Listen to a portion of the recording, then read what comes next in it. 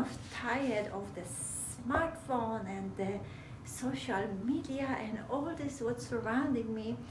I kind of felt burnout, like this fire which never burns out. That's a funny part. But as a person, actually you can burn out.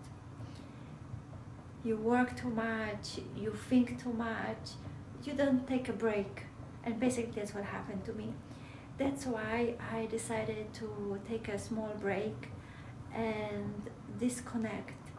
However, I put myself on the mission of doing those videos, which I really wanted to do for a long time. This place, there is really no phone reception, and it's just so peaceful, and I could get up in the morning and achieve my mission.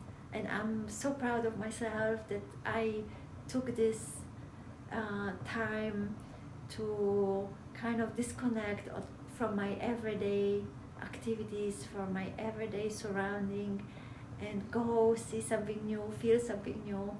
And I advise you to do the same. Just go away for one day. Even one day makes a big difference.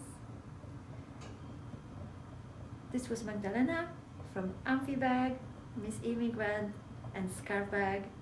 Not Scarf Bag anymore. It used to be a scarf bag, but now it's an AmphiBag.